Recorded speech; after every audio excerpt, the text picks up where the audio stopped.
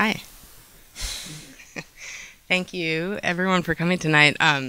Thanks so much, Lizzie, for those introductions, and you thanked many of the people who I was also going to thank, but I wanted to specifically, thank the Serpentine Cinema team who's put all of this together, Claude and Lucia, Chris and Ed and Taylor, and then, of course, to Rebecca and Joseph, thank you, and just the amazing team of everybody at the Serpentine.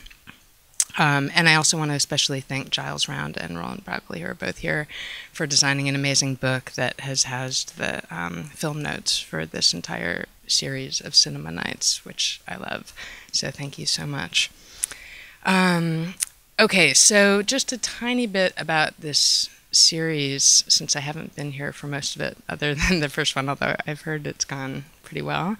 So the films in the series have been Hollywood features such as Who Framed Roger Rabbit and Starship Troopers, cartoons like Max Fleischer's Minnie the Moocher, and artist films like Hacked Circuit by Deborah Stratman, to name a few. And they're tied together in a sort of lasso that circles around and through my memory of watching them, winding past techniques of animation, motion capture, Foley sound, and field recording. And to me, they chart certain tectonic shifts in technology that I've become a bit obsessed with, and that affect how bodies moving in and through three-dimensional space are captured in two-dimensional films, and some ways that that movement in space-time is translated to sequences of flat images that we watch on screen. Often these technological developments are hard, if not impossible, to see. These are special effects, what we now call visual effects, and for them to be considered successful, the work that goes into making them is intended to disappear, to be obfuscated by the spectacle they produce. The go-to term behind the scenes to gain an understanding of process, though, doesn't really apply to the sort of work that goes into making today's digital visual effects, which are achieved painstakingly frame by frame. And in the case of Hollywood films, work that's outsourced to effects studios around the world. And so much of this labor happens piecemeal on a global assembly line. The foreground of a particular shot might be made in Toronto, while the background's made in Mumbai, and the shot's composited in Los Angeles. Even when you're staring at the work being done, it's hard to understand what you're looking at. And I selected the films in this series, first and foremost, films that I love to watch, for the fissures they create in their own structures, and for the position changes I hoped would open up in their pairings. Many of you have been to some of these events or even introduced them, and I thank you for coming out to watch them together, which is my favorite way of watching. And tonight, we have the opportunity to look at and listen to 8 short films by Arthur Jafa, who will be joining me on stage after the screenings for Q&A about the films. AJ, thank you so much for being here and for sharing the works which range over 30 years with us. So tonight's screening is, to my mind, a sort of inversion, or maybe an inner vision of the rest of the series. One way of putting it that is, instead of effect, affect. AJ's widely known for his commitment to making and fostering Black cinema, and as Lizzie mentioned earlier, but just to reinforce it, what AJ said about it is that a cinema that aspires to and embodies, as he puts it, the power, beauty, and alienation of Black music. And the films we'll watch tonight run on a discrepant time signature. They unsync sound from image. They unyoke the playback speed of frames from the rate at which they were captured, and in doing so re-articulate a flow of bodies of movement not bound to metronomic time. In this way, they also open up and hold open another ontological space for movement to occur. This is not a diagnostic of how we see, but instead a scrambling of the metrics we're accustomed to, which AJ deploys and exploits for his own means. His forms, these things we'll watch, assert another position. One is infinitely expansive as the images of the cosmos you'll see in some of the works, for Black bodies on screen and in space. They take on the psychosis of America's treatment of Black people while refusing to take it in, and answer back with tenderness, terror, touch, dance, stillness, ecstasy.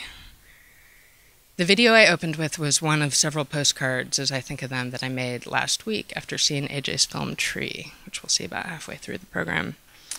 There are notes back across time to that piece, filled with questions I have about ideas for works I don't yet know how to make, but which Tree and which AJ's incredible work overall inspires me to ask harder, to think about differently, and ultimately to reform, after being given no choice but to see and feel movement, motion, bodies in new ways.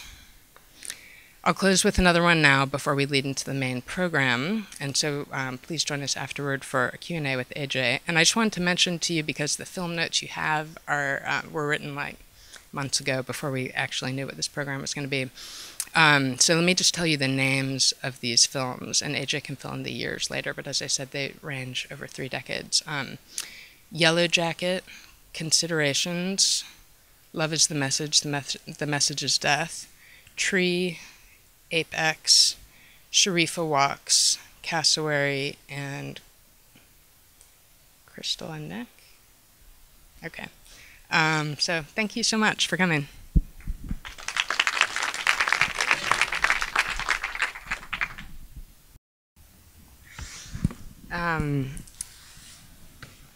So just to kick off the questions and answers,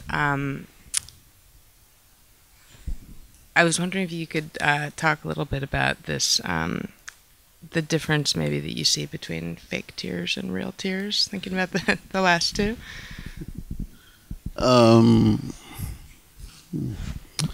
Well, the one before the last one. Well, the last song, that's Frank Ocean's song Siegfried, which I like a lot from his, his new record. And the one before that is called Cassowary, Mechanics of Empathy. And I guess I kind of made that one after I made, it's not really done. It's kind of the beginning of something that's going to be much longer. I made it after Love is the Message, I think in parts because I was, I've been processing people's response to Love is the Message. And I don't know, I guess I feel not so much ambivalent about it, but I just became like really sort of preoccupied with this, like you mentioned earlier, this affect. And my good friend, who unfortunately is not here tonight, John Aconfer, he, in a recent interview, I think Kojo Eshun, I think it was interviewed, John was talking and he basically said, well, what essentially I'm trying to do is to put things in a sort of affective proximity to one another.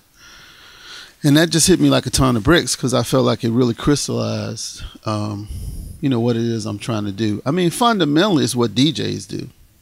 They take bits and pieces of other things that have a certain sort of affective potency, and they put it next to another thing. And, and then they see kind of where they are. So I was like really been like struggling a bit around the affect and where it comes from. And I know like in particular, like people have asked me with Cassowary, like how I made them feel or something like this. And I was saying, well, to me on a certain level, it's just an exercise in seeing, is there really a difference between fake tears and real tears in a film? Mm-hmm. Is there a difference? I mean, is there a difference in terms of how they move you or don't move you or whatever? So like my friend Cassie, the sister with the really beautiful woman with the big, big eyes, incredible eyes, those are like all fake tears. I mean, it's just basically a dropper right off a camera. And it's called Mechanics of Empathy because it is, kind of intentionally manipulative. But when the sister... the music too, right? Yeah, the music is fucking way over the top, Yeah, it's supposed to be a little bit of a joke, I think. But and then when you have the sister, at the Dallas shootings, of course, I guess those are real tears. I'm assuming they're real tears. So it's really about like what happens when you put those things, like I say, affective proximity, when you put those things next to each other, how they activate or don't activate one another.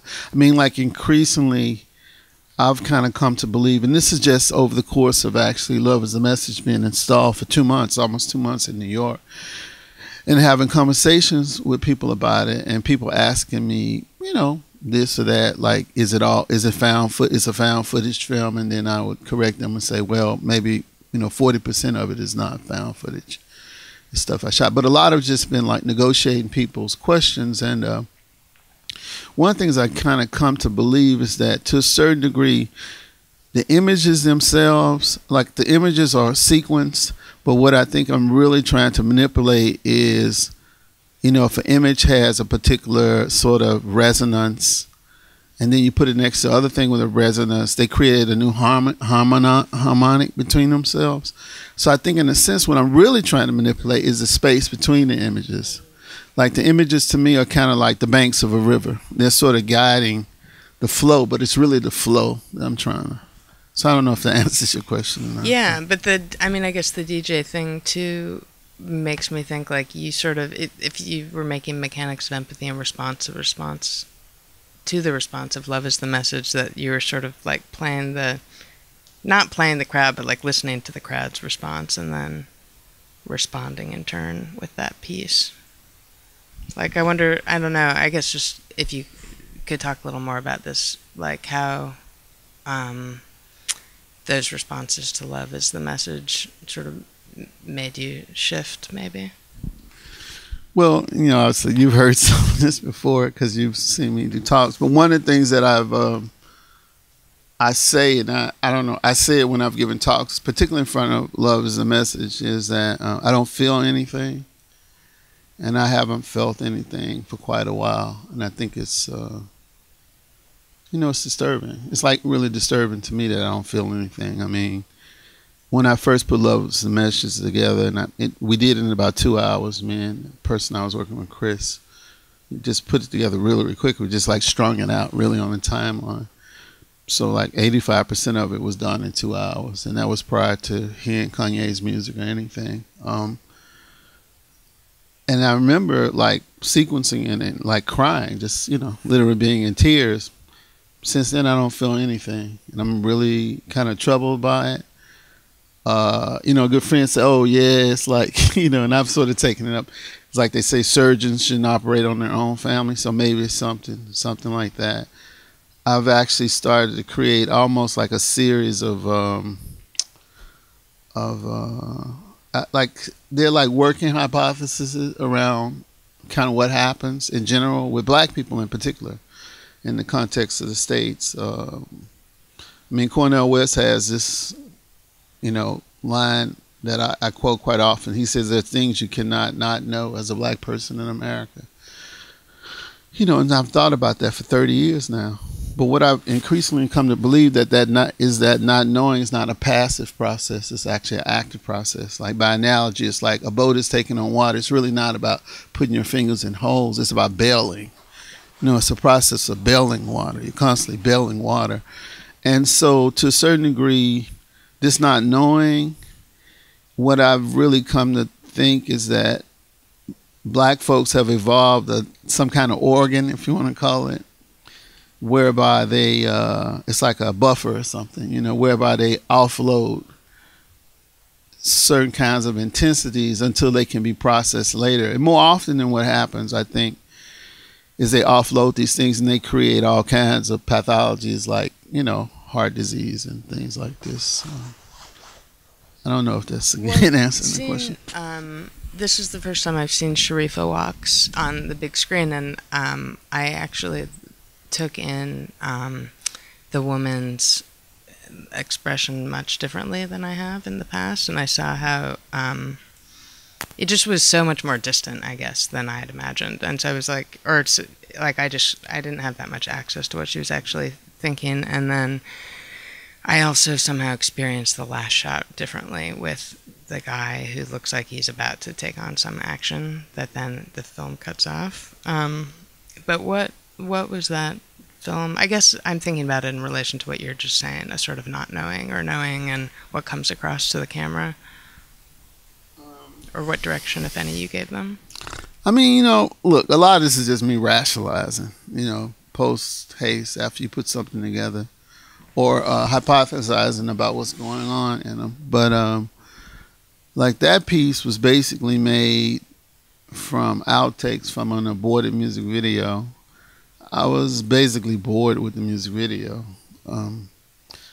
I mean, the guy who's on the margins was actually the talent, but you can see I was way more interested in her than I was in him. That was pretty apparent from the first hour, the first day.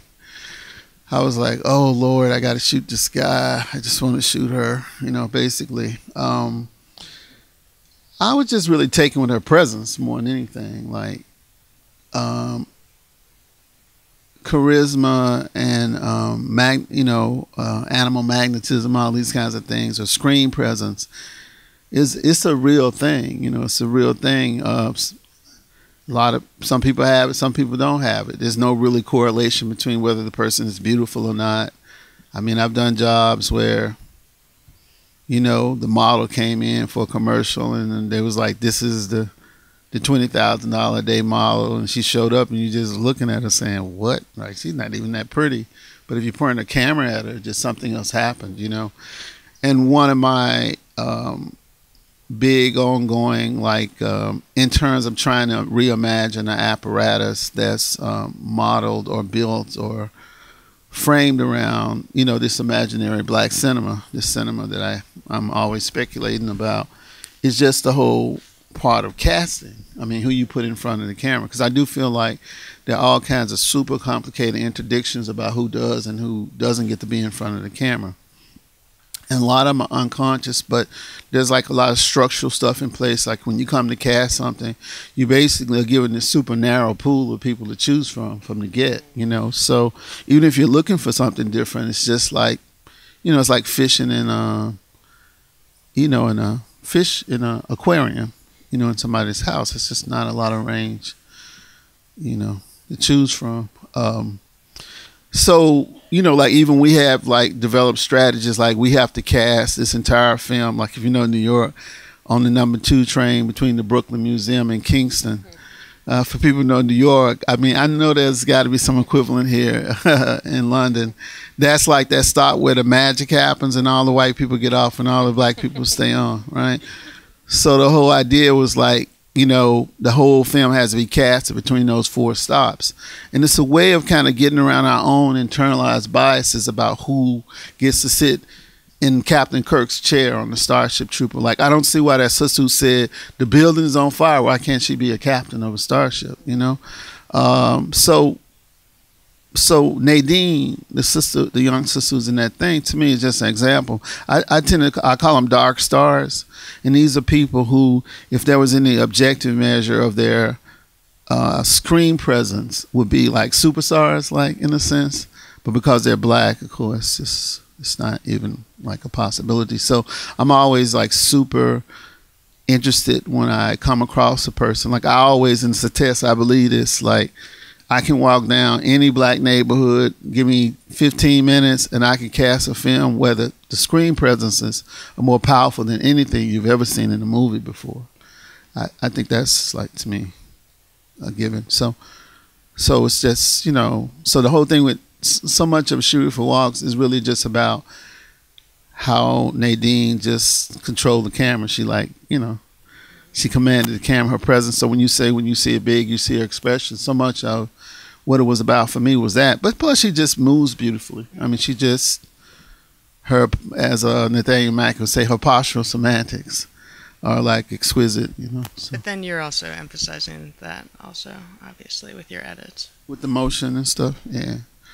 Well, the motion thing, I think that's the one thing that sort of carries over through most of the work. Like, even the things that don't have any apparent altered motion, the motion is always altered, because I think in as far as like black people and as far as black culture and black aesthetics is concerned, you know, the motion is a very central kind of preoccupation. I mean, it's not to say, it's not trying to say only black people have rhythm or anything like that, but I do think like most people would sort of acknowledge that black folks display generalization, but a kind of true generalization, display an acute sensitivity to rhythm.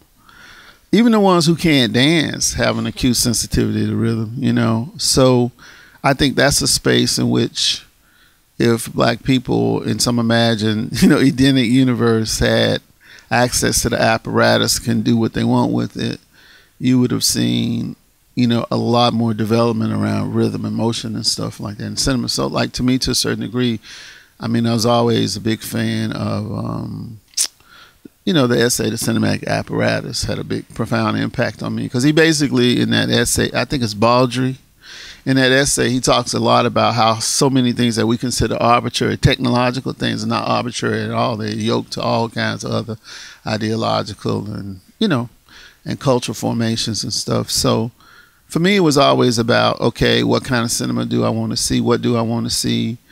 And in a sense, almost reverse engineering the history of cinema, like going back from the beginning and say, at this point, such and such a decision was made. But will we have made that decision? Or if we made that decision, how far down a particular path we have gone? Like, for example, everybody knows I'm obsessed with hand crank cameras. And, hand crank cameras are great because they're like drums, like African drums, like talking drums. Like, they treat rhythm as something that's not a series of fixed catenations, but like as a thing that's moving, so it's not just a beat, it's a, it's doing all kinds of other things. It's not like one point in space and time. So, hand crank cameras are just better at that because they generate what I call irregular exposure intervals, meaning because you're cranking and each exposure, the space between each one is different. It's not like the move in the west towards regulated camera motion, which you could say was just technological development, or you could say it was a Western predisposition. It was moving like motion capture and film towards the kind of balance of symmetrical or regulated capture that you associate with like music diatonic scales and stuff like that, versus like music in Africa or Bali or India or other places where obviously there's all these so-called microtones. There are tones and notes and things that exist between do, re, mi, fa, sol, la, ti, do, so I don't know if that makes sense. Well, maybe just last question, that's like a way in to talk a little bit about the earliest film considerations and the sound that you use for that, but maybe you could just say a little bit about that piece. Well, I did considerations when I was... That was the first, the second work we showed. That's the one where you see actually Julie Dash walking around Amtrak in the beginning and then in the city and then coming down into the subway. So I did that in 82. So I was 21 when I did that. And it was the first thing I felt like I had done where I felt like this is my voice. I could see my voice. But once I did it, I didn't know what to do with it. I was sort of like, it didn't seem to make sense in the context of my peers, so to speak. And I wasn't trying to be no experimental filmmaker. I had ambitions of, being in a proper movie theater, and I couldn't quite envision how I was going to be in a proper movie theater. But like in a weird way, like I sort of resuscitated, or I got the piece. I hadn't seen it like until about 2 years ago. I hadn't seen it in about 20 years, but I had a 3/4 tape, which obviously I didn't have any way to play it. And then eventually I did get it digitized and stuff. It's a horrible copy of it. Actually, it was a Super 8 print. It's actually much, much more beautiful. I have to actually try to go back and get a better copy of it. But no, it was just the first time I sort of recognized my voice or something, and in anything that I did. But by the same token, there are certain formal things that definitely set me down the path that I went down, because the actual textural quality of the image is completely bound up with the sort of, like I was talking to Rebecca and some people today about effects chains. Like, I'm really obsessed with effects chains. Effects chains are like, if you see how Jimi Hendrix's his effects pedals were laid out. So you have the guitar on this end, and you have an Octavia and a fuzz face and his effects, and then you have whatever speakers that he has, or the edge, like with U2, he has a very specific set of effects that operate in a very specific order to generate his sound, right? Or Kevin Shields with My Bloody Valentine. He has an array of effects that have to be in the specific order that they're in order. So you can get like charts of these things. It's really interesting to think about.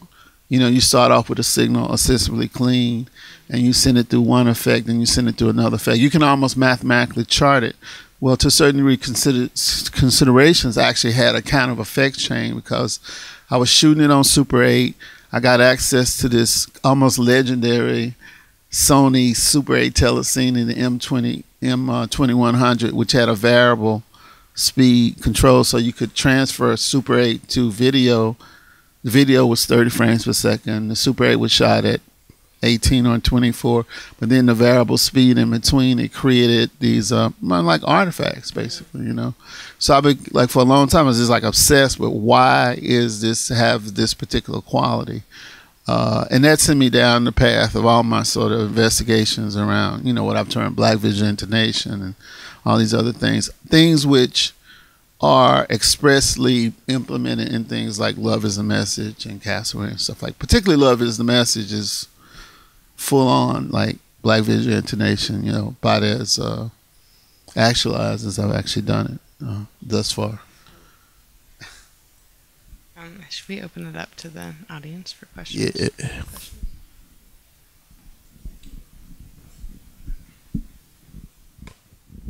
Hi. Oh gosh.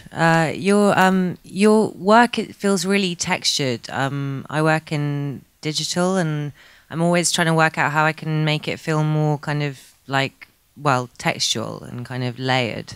And I think that you do that really beautifully through time, and also, I don't know, just the way that you seem to film the work. And I just wondered if you had any sort of anything to say about that, about how you kind of, I think you were already talking about that before, but about how you feel that you really give texture to what it is that you're doing.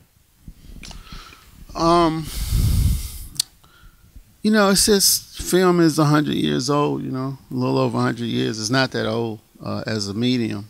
And there's just so many interesting things, I think, still that haven't been fully, you know, fleshed out. Like I'm very interested, like, I stumble, like, you know, a lot of the stuff I like, I feel like I fish through YouTube and stuff, and I find things that I think are, like, amazing, and I'm constantly like, I want my things to work as well as this.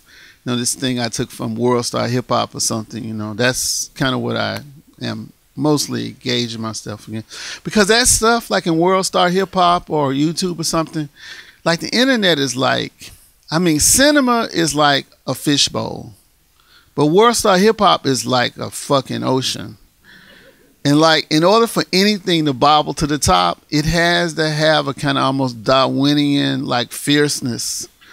You know what I mean? And a lot of things you can't account for them. It's like multiple cell organisms. You can't really account for it. It just sort of happened.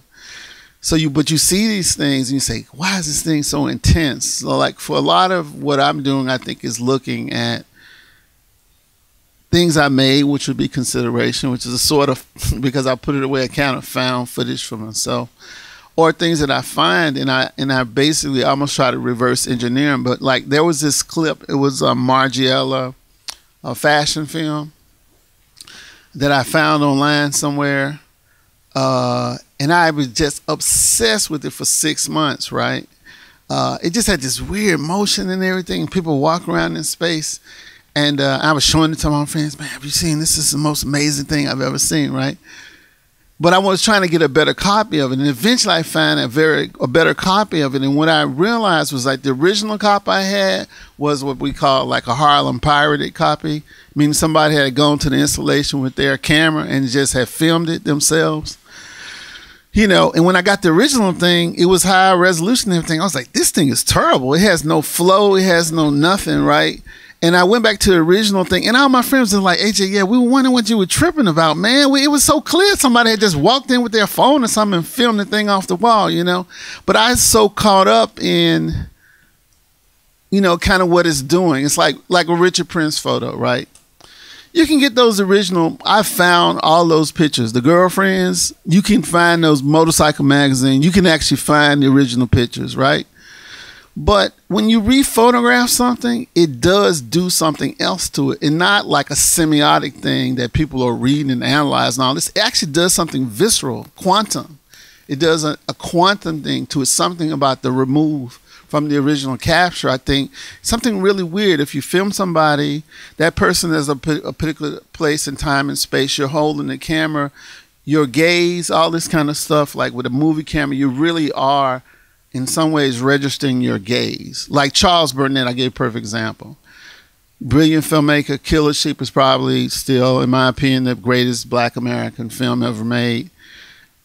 And you look at Charles's work, the arc of his work, and I would say the thing that's most missing from the difference between the early, like Killer Sheep on out work and the new work, is Charles was a cinematographer and an operator, and he operated on his own films. And I think once his touch as an operator came out of the films, which is both his physical way he handled the camera, but also his gaze. Once his gaze was removed from the process, he lost a whole level of why the thing was transfixing, right? So Richard Prince is the same thing. It's like something about the rephotography.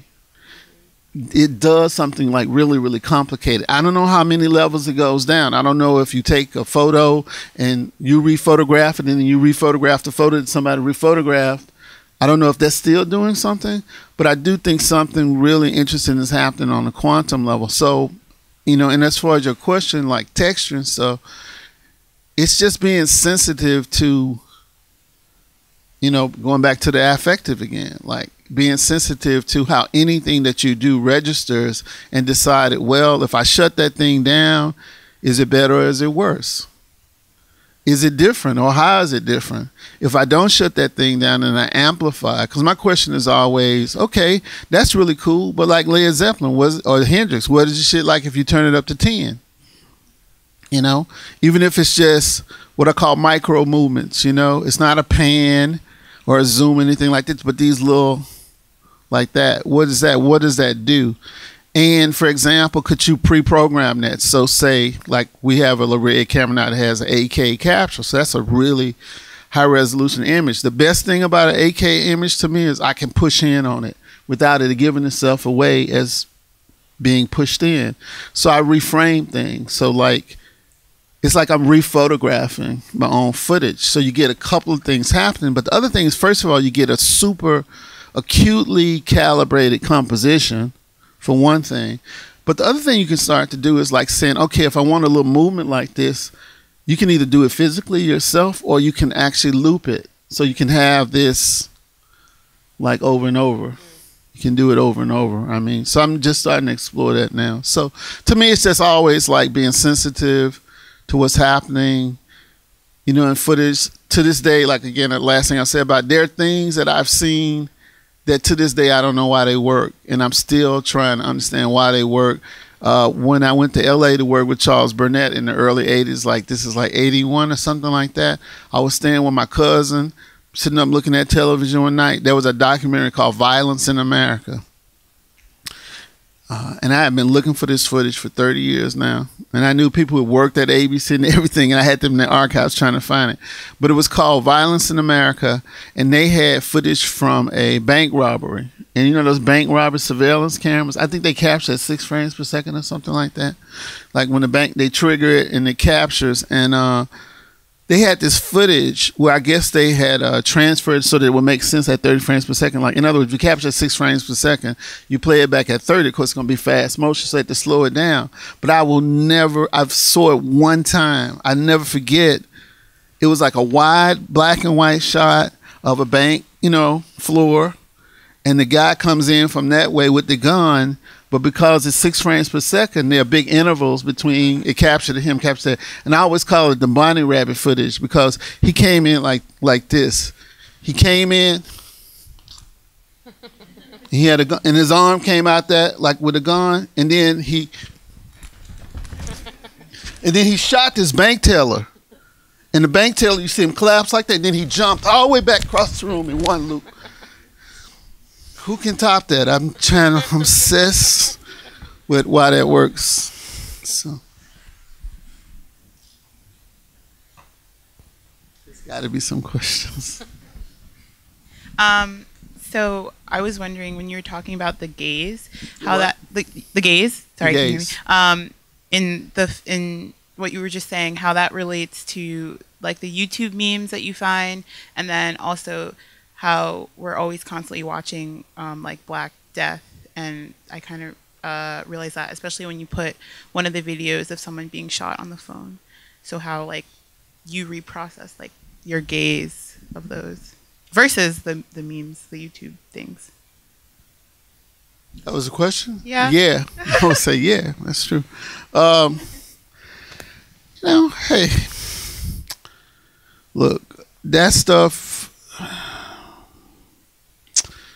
I'm really hesitant to say certain kinds of things about love as a message. And I guess Castaway, again, was me trying to account for things that I just did pretty intuitively. Like, I do this thing, which I've done it 3 times. I don't know if I could do it again, like psychically, but I did it in New York a couple of times where I had my little laser pointer and I went through Love as a Message, like shot by shot with the laser pointer and talked about why I chose this, why I chose that. And whenever I get to that shot of horrible, the brother who gets shot in the beginning, who's running across the green field, the cop is after him. The first thing I always say is, like, this shot is mostly here because it's a very beautiful shot. And people are like, it's horrifying. Yeah, it is horrifying. It's horrifying that he got shot. It's horrifying that this footage is everywhere. But I do think, and I think this is connected to the whole idea of not feeling certain kinds of things. Like I would say, when I stand in front of Love as a Message, in particular, I feel like a plumber. I'm just basically looking to see, is that flowing properly? Is that flowing properly? Is that draining over there the way it's supposed to drain? And there's something about being able to be kind of forensic about this stuff. And I think it's connected to a whole bunch of things, like even metaphysical things. I got a reading about 7 years ago. I was struggling a bit, and a good friend of mine is Danny Dawson, who happens to be a Yoruba priest. He said, "I want to send you to talk to somebody." And he sent me to this housing project, talk to this guy, Babalao. And I thought it was going to be some old guy, and it was actually a young cat. It was like 22 or something like that. He was like, "Yeah, I sent you to him specifically because he was indoctrinated when he was 2 or 3, and people saying he has the most radical whatever." So I go and talk to this guy, and the first thing he said to me, he said, "Oh, you're a specialist." He said, "You come from a long line of specialists," which means that the way that you see the world or go about seeing the world comes with pluses and minuses. And then, as I've mentioned to people before, like this whole myth of the griot. People know what griots are. Griots are like African oral historians.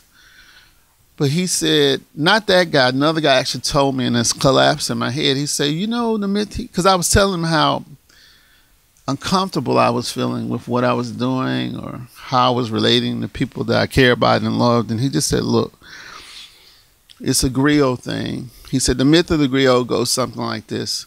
There were 2 brothers who were taking this long, epic voyage, like, some Jason and the Argonauts type thing. They take the long, big voyage. They go out and they have all these experiences and stuff. And after years of being away, they're getting close to returning to, their village that they grew up in, returning home. And one of the brothers, they both have taken a lot of, it's been a hard journey, so they're weak. And one of the brothers realizes he's too weak to make it back home. And so what he does is he tells his brother, who's a little strong, he says, "Look, I got to catch my breath, so I'm going to lay down here and take a little rest, but you keep going and I'll catch up with you." And so the brother walks away. The brother lays down on the side of the road, but he's basically laying down on the side of the road to die because he knows he doesn't have the strength to make it home. The brother who walked away walks a little bit and then realizes something wrong, turns around, comes back, sees his brother laying on the side of the road, and immediately realizes what's happening. So what he does is he takes a knife and he cuts his calf off. And he makes a fire and he cooks his calf over a fire. And he goes back to his brother and wakes him up and says, "Hey, look, I found some food. You should eat so you can build up your strength and we can get home." So he eats the flesh. He gets his strength and they limp back and make it back to the village. So when they make it back to the village, everybody's happy and they cheer them as soon as they come back. And then immediately everybody starts screaming because they kind of realize intuitively what's happened, that my man has eaten his brother's flesh.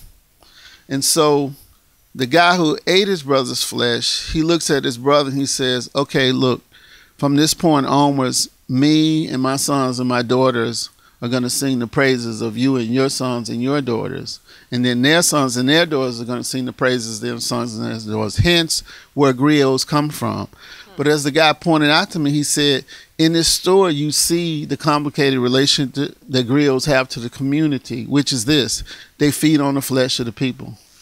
So your sense of alienation, like if this building catches on fire, yeah, I'm going to be trying to help people getting out, but most of I'm going to be looking. You know, that's just how I am. It's not that I don't help. It's just like I'm just going to pay attention to what people do and how they react. And it can make people uncomfortable around you, you know. My man told me, he just says, look, when they bury in traditional communities with griots, when they die, they don't bury them with everybody else. They put them in trees and let the maggots eat them, right? So he said, you have to get right with your calling. Like, you have to get right with your calling. So I think to a certain degree, I'm not sure exactly how this relates to your question, but I think it has something to do with this whole idea that, oh yeah, I'm a little disturbed that I can see a shot and say that's a super beautiful shot, and I can talk about why I think that's a beautiful shot. It's not a denial of the horror of it or anything, but I feel like, for better or for worse, you know, it's also one other aspect I will add to it is this, which is like, in the traditional context, griots, everybody gets griots. They know what they are. So everybody, even the people who are uncomfortable around them, they have some cultural context to process it. But with Black Americans, once you have the middle passage of Black people in the Americas and stuff, it's kind of like a boat that took on water and it sunk, and only a few people made it to shore, right? And this is my thesis about it. And when you make it to shore, what happens is like a bunch of people's legs are broken, right? Or they have compound fractures. Well, if we had the whole community there, we would send a surgeon. The person who's a surgeon would deal with it.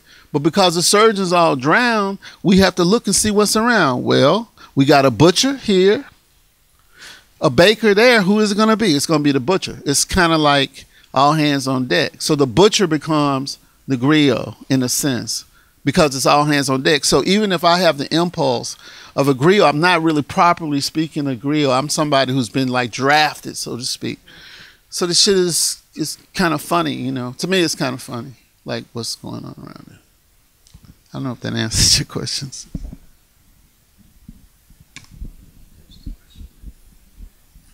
Oh, go on. Oh, hello. Oh, hi. Thank you for that. It was really inspiring. I'm currently studying at Goldsmiths University, and basically, like, my work kind of makes reference to like Black history and the kind of like untold stories of like the Black British culture and like what it's like to be Black in the UK. So I kind of make reference to the work of like Simon Critchley and his kind of ideas about humour, and it kind of being people that make reference to like touching topics such as race and like gender, etc., kind of making reference to it based on a suppressed kind of anger towards it, and it kind of coins this kind of almost ethnic insiderism. So I was wondering if that's something that is present within your work, and whether you have this kind of suppressed kind of feelings towards obviously the subject matters that you're talking about. Yeah.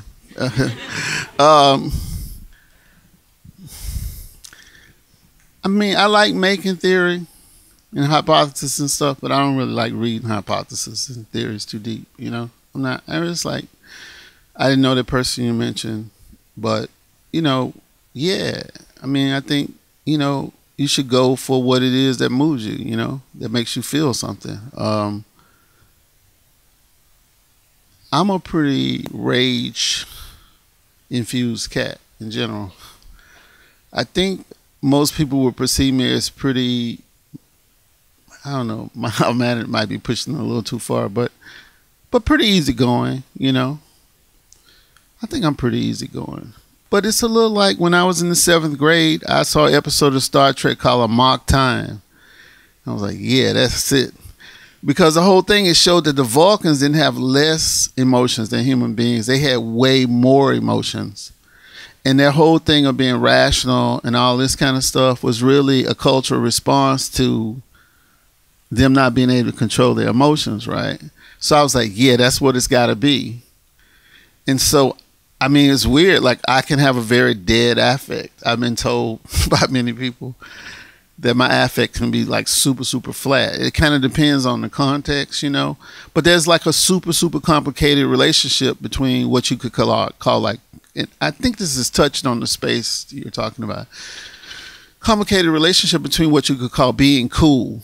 Okay. Most people would say, Robert Farris Thompson say cool is a 1,000-year-old African modality of being. He would say that. Obviously, not only black people are cool, but when we think about cool, there's a way in which black people become the exemplars of cool in a certain kind of way. But cool is interesting because in the past, it wouldn't have been that term. That term was cool at a certain point. Earlier, it would have been like something like hip, right?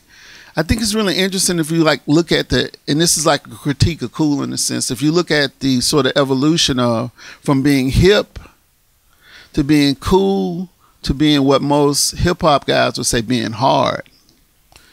They all are like possum strategies, right? They're like pretending to be dead so that the system that's trying to make you dead thinks its goal has already been achieved, right? So we say Miles Davis is cool in a way where we're just saying he's pretending to be dead a little bit, right? He's pretending to be without affect, to throw off the forces. It's like Rodney King. They hit him like, couldn't they just hit him 20 times? Why they had to hit him 70 times? Because he wouldn't be cool. He kept trying to get up. In other words, he kept saying, I'm alive, I'm still alive, and they kept trying to achieve their goal, which was to kill him, right? So he wasn't cool. So it's a really complicated thing that goes on when you talk about like what your expression and how it's manifesting on the surface. I mean, that kind of goes back to some stuff I was talking about earlier, is that like I was at this thing, my friend Kerry James Marshall, he had a big retrospective at the Met over the last few months, and they had a big thing a few weeks ago convening. It was all day. And people said a lot of really interesting things about Kerry's work, but the thing somebody said, and I got to go back and figure out who said it, but they had this line, black people operate at the tempo of emergency.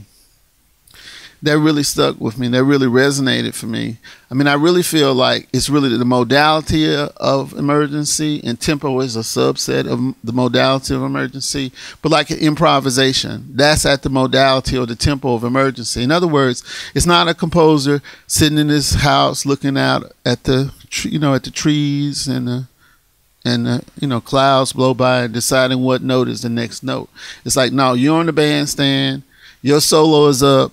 It's kind of like you operate in a sonic equivalent of shifting tectonic plates, right?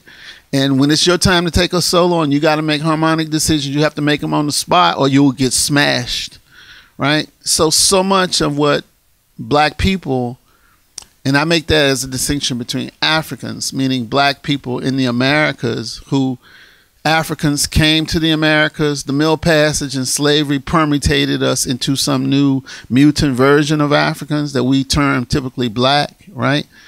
How we operate. And so the question becomes, via tempo of emergency and stuff, how these things play out in the choices that we make expressively and critically and, spiritually even, I would say.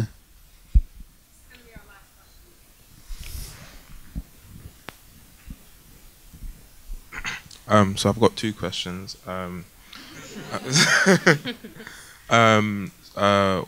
is relating to. So the first question is, how do you think black cinema can go from like, I'll say like a wave to more of a constant thing like black music? So say black cinema went through a wave of like the 70s, it was huge blaxploitation that saved Hollywood. Then the late 90s, that early 2000s, that was like a lot of kind of black movies made. How does it go from kind of a wave to more of a constant thread, like music? Like it's got to be like Nollywood, but keep going. Yeah. and then the second question, or the last question now, is you mentioned that you kind of are almost numb to when you see love is the message, or there's no kind of emotional attachment to it. Would you say that's because the imagery used in there is such a, I suppose, unfortunate norm to like within Black America that you've just kind of seen it as your kind of like conclusion and you're kind of like almost seen enough of it or something?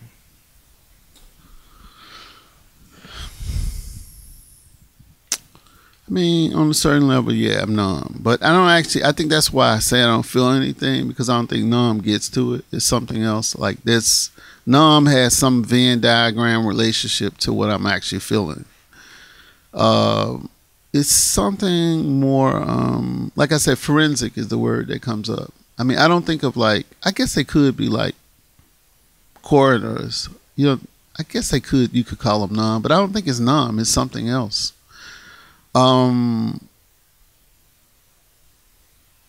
know, it's a complicated question. Like, it's really like more properly, it's some psychoanalytical, probably get to it. My therapist gets paid a lot of money. I